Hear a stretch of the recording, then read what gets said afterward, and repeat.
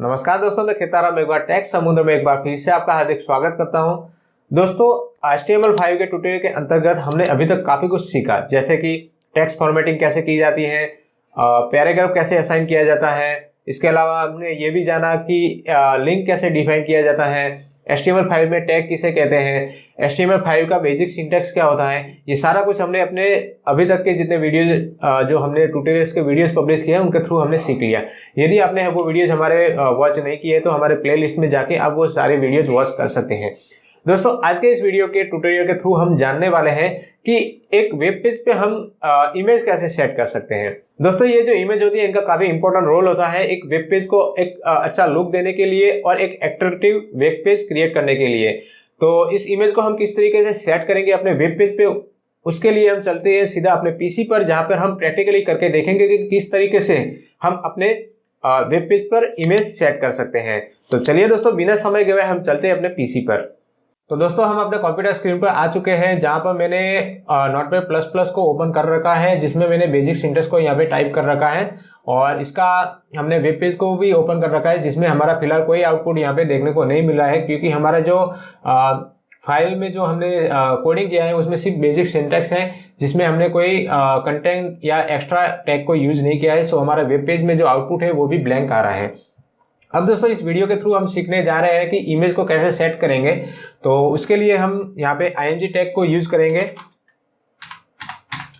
img tag क्या करेगा कि वेब ब्राउजर को बताएगा कि यहाँ पे हमें इमेज सेट करना है। अब ये जो img टैग है वो इमेज कहाँ से लाएगा, उसका सोर्स क्या होगा, तो उसके लिए हमें src एट्रीब्यूट्स देना बहुत ही जरूरी है। इस src एट्रीब्यूट्स में हम इमेज का पाथ यहाँ पे सेट करेंगे, जिसके जरिए img जो टैग है वो उस पाथ को कैच करके इमेज को शो करवाएगा अपने वेब ब्राउजर में, वेब पेज में। उसके अलावा यहाँ पे alt टैग एट्रीब्यूट्स ये भी बहुत ही इंपॉर्टेंट है। तो ये दोनों एट्रीब्यूट्स यूज करना बहुत ही इंपॉर्टेंट है। दोबारा हम समझ लेते हैं। img टैग क्या करेगा, img टैग अपने वेब ब्राउजर में जो वेब पेज है उस पर इमेज को शो करवाने का काम करेगा, ठीक है। लेकिन ये इमेज को कहां से लाएगा, तो उसके लिए हमें एक सोर्स होना चाहिए। तो उसके लिए हम src एट्रीब्यूट्स का यूज करेंगे, जिसमें हम इमेज का पाथ यहाँ पे सेट करेंगे, जिसके जरिए ये img टैग इमेज को कैच करेगा और अपने वेब पेज में शो करवाएगा।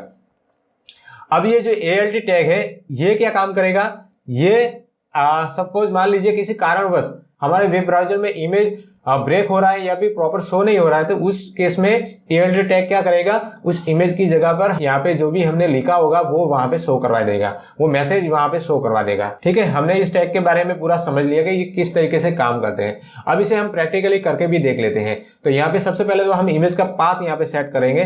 तो यहाँ पे मैंने ऑलरेडी यहाँ पे एक इमेज को यहाँ पे कॉपी कर रखा है, ये वाला इमेज। हम इस इमेज को हम अपने वेब ब्राउजर में सेट करेंगे।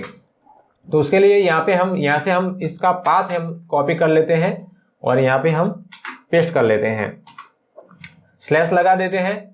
इमेज का नाम यहाँ से कॉपी कर लेते हैं और पेस्ट कर लेते हैं, डॉट लगाएंगे उसके बाद, ठीक है। और यहाँ पे देखिए टाइप, हमारा इमेज यहाँ पे टाइप क्या है, जेपीजी फाइल, यानी हमारा जो फॉर्मेट है जेपीजी है। यदि आपको इसके यहाँ पे अगर शो नहीं हो रहा है तो आप क्या करेंगे, इमेज पे राइट क्लिक करके प्रॉपर्टी में चले जाइए और प्रॉपर्टी में जाने के बाद यहाँ पे टाइप ऑफ फाइल यहाँ पे लिखा होगा, जिसमें लिखा हुआ होगा जेपीजी फाइल और ब्रैकेट में लिखा होगा .jpg। यदि आपका फाइल पीएनजी फॉर्मेट में होगा तो यहाँ पे पीएनजी फाइल लिखा होगा और यहाँ पे ब्रैकेट में .png लिखा होगा, ठीक है। तो यहाँ पे हमारा .jpg फाइल है, तो यहाँ पे .jpg यहाँ पे लिखेंगे, ठीक है। हमारा इमेज का जो पाथ है वो प्रॉपर सेट हो चुका है। अब इसका आउटपुट हम देख लेते हैं। यहाँ पे मैं रिफ्रेश करता हूँ इस पेज को, तो देखिए दोस्तों, यहाँ पे मेरा ये जो इमेज है वो सेट होकर आ गया है। अब ये काफी बड़ा दिख रहा है, तो इसका साइज हम किस तरीके से सेट करेंगे, तो साइज इसका विड्थ हम सेट करेंगे। तो विड्थ सेट करने के लिए width विथ एट्रीब्यूट्स, ठीक है। और इसके अंदर हम वैल्यू टाइप करेंगे 300। ये जो 300 है बाय डिफॉल्ट यहाँ पे पिक्सल में यहाँ पे काउंट करेगा, ठीक है। यहाँ पे हम परसेंटेज भी दे सकते हैं, इसके अलावा बहुत से वैल्यू भी आते हैं, वो बाद में हम समझेंगे। फिलहाल हम यहाँ पे पिक्सल ही समझते हैं कि ये बाय डिफॉल्ट यहाँ पे पिक्सल लेगा, यानी कि 300 पिक्सल की हमारी इमेज यहाँ पे सेट होकर आ जाएगी। यहाँ पे रिफ्रेश करते हैं इस पेज को, तो जैसे ही मैंने पेज को रिफ्रेश किया तो हमारा जो ये इमेज था वो 300 पिक्सल में सेट होकर आ गई है।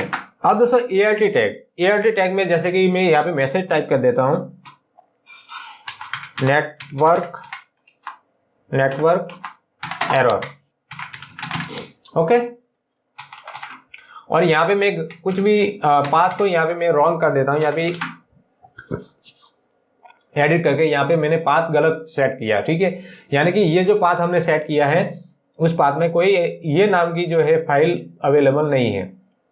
तो क्या करेगा, वेब ब्राउजर उस इमेज को फाइंड नहीं कर पाएगा और इमेज को लोड नहीं कर पाएगा अपने वेब पेज पर। उस केस में क्या करेगा, ये ALT टैग है वो काम में आएगा। ये ALT का जो मैसेज है नेटवर्क एरर वो वहां पे शो हो जाएगा। देखिए इसका आउटपुट हम देखते हैं, इसको रिफ्रेश करते हैं। देखिए जैसे ही मैंने रिफ्रेश किया तो हमारे वेब ब्राउजर को जो हमने पाथ सेट किया था वो पाथ यहाँ पे नहीं मिला, तो हमारे वेब पेज में वो इमेज यहाँ पे नहीं शो हो रही है। तो उसकी जगह पर हमने जो ALT टैग में जो मैसेज ड्रॉप किया था वो यहाँ पे शो हो रहा है नेटवर्क एरर। तो दोस्तों इस तरीके से हम IMG टैग का यूज कर हम अपने वेब पेज पर इमेज को शो करवा सकते हैं। तो दोस्तों उम्मीद रखता हूँ आज का मेरा ये वीडियो आपको काफी पसंद आया होगा। यदि पसंद आता है तो इस वीडियो को लाइक जरूर कीजिएगा और अपने फ्रेंड सर्कल में भी जरूर शेयर कीजिएगा। और दोस्तों यदि आप हमारे चैनल पर नए हैं या फिर अभी तक आपने हमारे चैनल को सब्सक्राइब नहीं किया है तो नीचे दिए गए सब्सक्राइब बटन पर क्लिक करके सब्सक्राइब जरूर कीजिए। और सब्सक्राइब करने के बाद साइड में एक बेल आइकन आएगा, उनको प्रेस जरूर कीजिएगा ताकि हमारे जो आने वाले वीडियोज हैं उनका नोटिफिकेशन आपको मिलते रहे और आप कुछ ना कुछ नया सीखते रहे। तो दोस्तों इसी के साथ हम इस वीडियो को यहीं पे क्लोज करते हैं। नए वीडियो में मिलेंगे एक नए टॉपिक के साथ, तब तक के लिए खुश रहे। जय हिंद, जय भारत।